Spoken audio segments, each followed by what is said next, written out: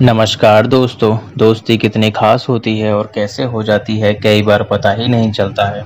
आज हम आपको अश्वत्थामा और कर्ण की दोस्ती के बारे में बताएंगे।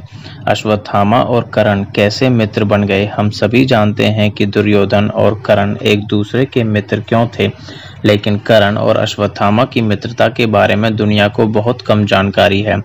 क्या कारण है कि अश्वत्थामा और कर्ण एक दूसरे से मित्र बन गए? क्या इसलिए कि दोनों दुर्योधन के प्रति वफादार थे, इसलिए उन्होंने आपसी मित्र बनने का फैसला किया, या फिर इसलिए क्योंकि दोनों पांडवों से नफरत करते थे? उनके रिश्ते के मूल में क्या था, आओ हम जानते हैं। हमारे चैनल कौशिक मित्र को सब्सक्राइब करें और बेल आइकन को दबाएं। कर्ण और दुर्योधन के मित्र बनने से पहले अश्वत्थामा और कर्ण मित्र बन गए। उनका रिश्ता कर्ण और दुर्योधन के रिश्ते की तुलना में पुराना है। दोनों को इस रिश्ते से कुछ भी हासिल नहीं हुआ, लेकिन समान परिस्थितियों के आधार पर एक दूसरे से जुड़े हुए थे और समाज में उन्हें उनके वंश के कारण जाना जाता था, न कि कौशल के कारण। अश्वत्थामा एक ब्राह्मण का पुत्र था, उसे युद्ध की कला नहीं सीखनी चाहिए थी। ऐसा ही कर्ण था, वह एक रथी का पुत्र था और उसे भी युद्ध की कला नहीं सीखनी चाहिए थी। दोनों बहिष्कृत थे और आदर्शों के खिलाफ गए और एक ऐसा पेशा चुना जो उन्हें पसंद था, न कि वह जो समाज उन्हें करने के लिए कहा था। यह एक बड़ी समानता थी कि दोनों पात्र एक दूसरे से कैसे संबंधित हुए थे। दोनों को उनके परिवार द्वारा बहुत प्यार मिला था, लेकिन उनके कौशल के लिए सामाजिक रूप से स्वीकार नहीं किया गया। अश्वत्थामा अकेला था और कर्ण भी। दोनों का कोई भी क्षत्रिय मित्र नहीं था, क्योंकि एक ब्राह्मण था, और कर्ण का कोई मित्र ही नहीं था, क्योंकि वह सारा समय तीरंदाजी के अभ्यास में व्यतीत किया करता था। अश्वत्थामा केवल अपने पिता के नाम से जाना जाता था, पर यह पहचान वास्तव में अश्वत्थामा का अपमान थी, क्योंकि वह एक स्वतंत्र योद्धा के रूप में जानना चाहता था, न कि किसी का पुत्र। कर्ण अधिरथ का पुत्र था और सबसे बड़ा धनुर्धर बनना चाहता था। द्रोणाचार्य ने अर्जुन के ऊपर दोनों योद्धाओं की उपेक्षा की थी। द्रोणाचार्य ने अपने सभी कौशल केवल एक छात्र को सिखाना चाहते थे। वह इसे केवल उस छात्र को सिखाना चाहते थे जो सबसे समर्पित था और अपने ज्ञान की रक्षा और न्याय के योग्य है। उन्होंने अपने बेटे को प्रशिक्षित करने की कोशिश की, लेकिन अश्वत्थामा में असाधारण कौशल की कमी थी जो अर्जुन के पास थी। अर्जुन एक समर्पित और अनुशासित छात्र थे। उन्होंने अपने बेटे में इस समर्पण और कौशल की कमी देखी और वह उस ज्ञान के प्रति न्याय नहीं कर सकते थे। इसीलिए द्रोणाचार्य केवल एक छात्र को ही सारा ज्ञान देना चाहते थे। वह दो योद्धाओं को एक ही बात सिखाने का जोखिम नहीं उठा सकते थे। उनका एकमात्र उद्देश्य था द्रुपद को पकड़ना और अपमान का बदला लेना। वह दो योद्धाओं को सभी कौशल नहीं सिखा सकते थे। यही कारण है कि उसने एकलव्य और कर्ण को जाने दिया, क्योंकि वह अर्जुन को सर्वश्रेष्ठ धनुर्धर बनाना चाहते थे।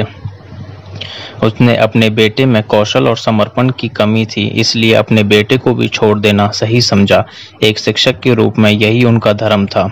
जब अर्जुन ने कहा, मैं सिर्फ पक्षी की आंख देखता हूँ, द्रोणाचार्य ने अश्वत्थामा को बुलाया और कहा कि बेटा, तुम एक महान योद्धा हो, लेकिन तुम कभी अर्जुन नहीं हो सकते।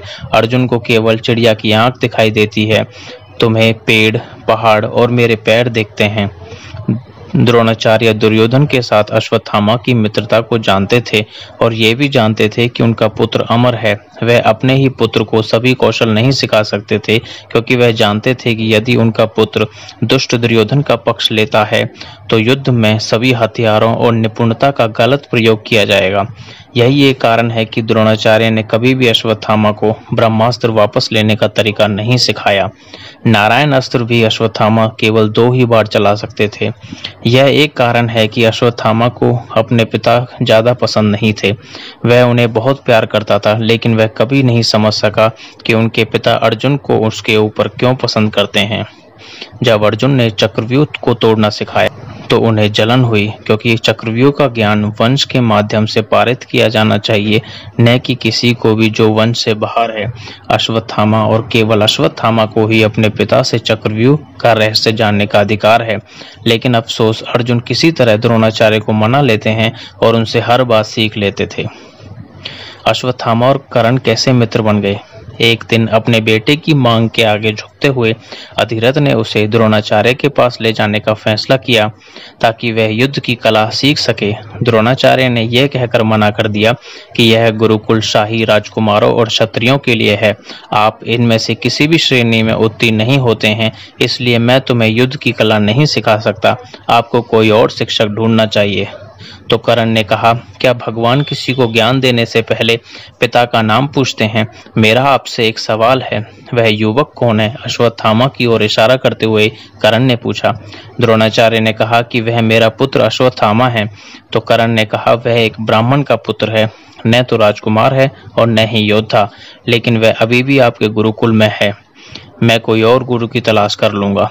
कर्ण चला जाता है, लेकिन अश्वत्थामा इस घटना पर ध्यान देता है और उनका पीछा करते हैं। वह कर्ण को अभ्यास करते हुए देखता है, उसके तीरंदाजी कौशल से प्रभावित होता है। वह कर्ण से कहता है, निराश मत हो मेरे दोस्त।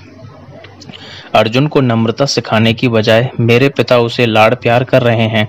उसे यह विश्वास दिलाने के लिए प्रोत्साहित कर रहे हैं कि वह सबसे अच्छा और अपराजेय है। वह यहाँ सभी को समान रूप से प्रशिक्षित करने के लिए नहीं है। उनका एकमात्र इरादा है अर्जुन को तैयार करना, और वास्तव में वह केवल अपने पुराने दुश्मन द्रुपद के साथ हिसाब चुकाना चाहते हैं। अश्वत्थामा और कर्ण दोनों क्रोध से जल गए। द्रोणाचार्य अनुचित थे और दुर्योधन के कर्ण के साथ मित्र बनने से बहुत पहले दोनों इसी आधार पर एक दूसरे से जुड़े थे। बाद में कर्ण ने एक तोते की दोनों आंखों में बाण मारकर अपनी श्रेष्ठता साबित की, जिससे अश्वत्थामा को चकित कर दिया। अश्वत्थामा को विश्वास होने लगा कि इस आदमी में अर्जुन के पार पाने की क्षमता है। दोनों जंगल के खंडरों में गुप्त रूप से तीरंदाजी का अभ्यास किया करते थे। अश्वत्थामा और दुर्योधन कर्ण के दो सबसे करीबी दोस्त थे। दुर्योधन के अलावा अश्वत्थामा एकमात्र व्यक्ति थे जिन्होंने कर्ण की महानता को सबसे अच्छे धनुर्धर के रूप में स्वीकार किया, जो कथित रूप से अजय अर्जुन से कहीं बेहतर था। दोस्तों, आपको हमारी यह जानकारी कैसी लगी?